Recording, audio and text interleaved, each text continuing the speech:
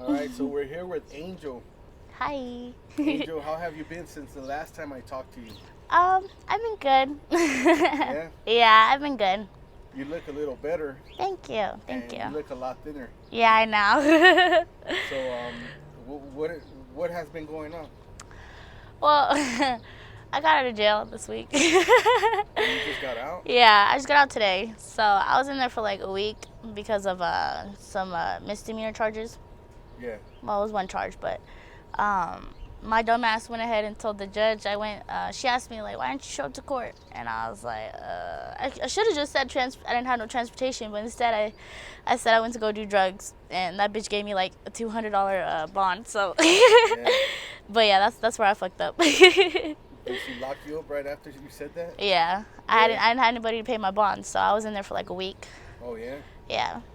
And what happened to those last charges you told me that you had? They got rid of. Oh, yeah, they dismissed the case on those. That's good. Mhm. So what's your plans now? Like, where are you gonna go, or are you gonna? Well, first off, I need to get a fucking ID, so I'm gonna get an ID this week, and so I can get like rooms for myself, and I'm gonna make my working situation better than how it was before. Because just being in jail for that week, like, it fucking sucked, and I need to be like more careful on what the fuck I do. So that's my plan. Yeah, you do. Do you have anywhere to go stay? Or Yeah. Yeah. Yeah, I've been staying with some friends right now, so I haven't been on the streets that much. That's good. So you're not gonna have to sleep in the streets tonight. Tonight? Or maybe. Maybe. I don't know yet. We'll see. So are you planning to go back to work or anything like that, like regular work? I've been thinking about it. I really do wanna work again because, like, this is like, it's okay, but this is like more as like a side job type thing. Yeah. So I wanna like work at a fast food for now, because that's like that's all I can really do right now until I get my bread up. But yeah. And what about hitting like a rehab or something like that? Are you planning to do that? I mean, being in jail and detoxing, it was a hell of a ride. Like, it sucked, and I just got out and shit, but I relapsed right away. Yeah. So, I do need to go to rehab. I said it before, and I'm gonna say it again, but I'm just not ready. How long did it take you to relapse when you got out? 2 hours. 2 hours? 2 hours. And you've been out 2 hours? Yep. No, I know. It's bad. That's bad, yeah. Yeah. So what are your plans from here on out? Like, well, just get my shit together. I'm gonna really try and get my shit together. For myself, and for my mom. May she rest in peace. And I just can't keep doing this this whole loop of just getting arrested and fucking off and just keep messing up type shit. But yeah. Have you got notice from the last time that you did my interview? I haven't looked at it, the video yet. Nobody's came up. Well, actually, like, a lot of people do come up to me, hey, you're that girl from YouTube, and I'm like, yeah. But that's all I get. It's just like like oh my god. No donations, job offers, anything like that? No, I wish. But no. But I like doing this. I like doing the interviews for YouTube. I think it's I get to tell my story. Yeah. And answer your questions, what you want to know about how it is on the streets and everything. And I think everybody out there has reason to know how it is. Yeah, because everybody wonders, and that's one of the main reasons why I started it. Like, yeah, I was wondering myself, like, what are all these people doing out here? It's tough. Especially like the young people, like you. You're only 18 years old, right? Mm-hmm. Yeah, so it's like, I guess we all want to know, like, what happened to them, how did they end up there, I did choose this route, to life, because when I got out of a treatment center when I was 17, I was in there for like 3 months because I had a substance problems. Well, I was only smoking pot at the time, and my tia, she saw it as like a really bad, like I'm just smoking too much, and I had a bipolar, so I was like flipping out all the time, and so she sent me away for 3 months. I got out, and when I got out, my mom passed away July 2nd, and that like really fucked me up. So I started doing blues with my best friend, and after that, he ended up overdosing on the blues the same month.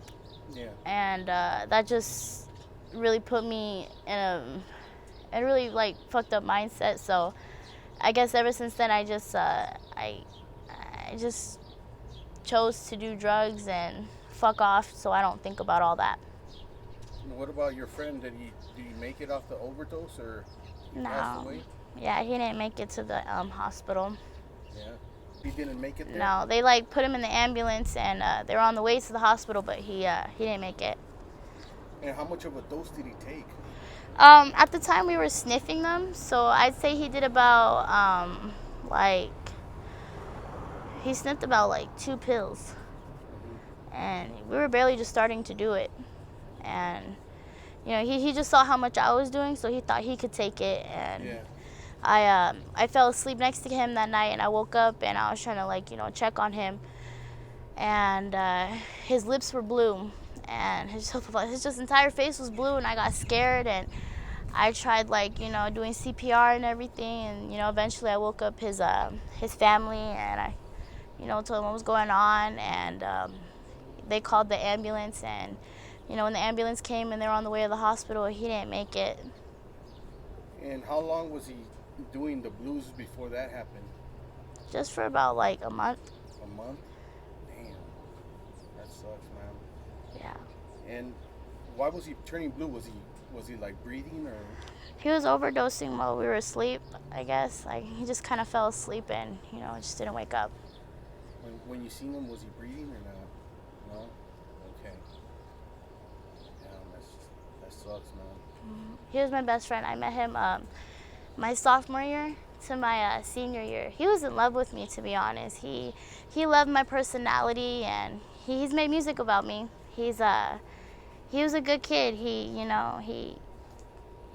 tried his best in school, and he was very supportive for me. Very, very supportive. When I was in the treatment center, I'd call him every day, and he'd answer and let me know how everything was going. And the last song that he made about me was called "In the End," and he just expressed how he really felt about me. And how old was he? 17. 17. You guys met in high school? Mhm. Did you guys get introduced to the blues in high school, or? Yeah, I got introduced to it first, and I went over to his place, and whenever I went over to his place, we'd play like video games, and we'd eat pizza. That was our thing. We'd order pizza and play video games, and he showed me all the type of music he would make, and we just hang out, and there was a little connection between us, but I just never gave him the chance. So how did it go from the blues, the pot, to going into the blues? Were you introduced to it in the high schools? Yeah, stuff in the high schools? Yeah. When I was 16, I ran away with my ex-boyfriend for about like 2 months. He was abusive, and he started doing blues, and he introduced it to me. I didn't know what blues were until he showed me, and he was like, "Here, take a hit," and I was like, "All right," because I'm just that type of person. So and then since then, I would tell him, "Babe, I want more," and then that's when my addiction started. Okay. So you never got to experiment with anything else, like heroin or anything like that? No, I've never done heroin. I've done acid, but that's it. I did Xans too. Do you think because you did marijuana, that's the reason? Was that like a gateway for you to get to the blues, or Or you think that, because I know a lot of people that do weed and they never touch anything else. When I started smoking pot, I never had an issue with other drugs, but my drug dealer, he was telling me, oh, I got this on deck, I got this on deck, and I got this on deck, and I was very, I'd say I was very curious. Yeah. So I, wanted to try, and I ended up trying those new things, and it just led me down to that road. Okay. So you think eventually you would have done it regardless if it was pot or not? No. Well, because when I started smoking pot, like, I just stick to it. But, when I started seeing people, like, do Zans, and they tell me, oh, yeah, it's great, you do this and that, and, I started smoking pot, the cartridges and everything, and then when my plug told me, oh, I sell pills, Zans, I was like, I never tried that before, so I'm going to try it. So I started doing Zans, and that's when I started to do acid, and then from acid, I did blues. Okay. And how did you hear about Zans, like, in the beginning, from the music or what? Or Yeah, I listen to Nav a lot. Nav, he's a rapper, and I listen to him a lot, and I always hear him talk about Zans and how he felt off of it, and I'll listen to Lil Peep, and that's how they died, though. Yeah. Yeah. That's the side of the coin that they don't tell. You know what I mean? Yeah. There's only one side that they tell. They tell the side where they feel great and they like doing it and this and that, but they never tell you the other side. Exactly. But yeah, man, I think doing these interviews it's good, so. Yeah, like, I don't mind it. I like to tell my story so people can hear, like, where I'm coming from and try to understand how it is for people out there. Yeah. Advice for youth, for the young people. Advice for me to the young people? Yeah, from you to the young people. Stay in school. Go to school, go to college, because when I was in high school, I was good. I went to all my classes, and, I had A's and B's. I was doing really, really good. And I wanted to go to college and everything. But, with my personal issues and, the shit that I've been through, I just dropped it all. But I guess, in high school and stuff too, I was very suicidal, and depressed. And, if you are, like, suicidal and depressed, you need to let somebody know so, you don't, and, end up going down the wrong path, because, that will happen. Do you have anything you want to say any loved one sees this video or this interview? Do you have anything to say to them? A loved one of mine? Well, I'm sorry that, like, I didn't, be the person you expected, you wanted me to be.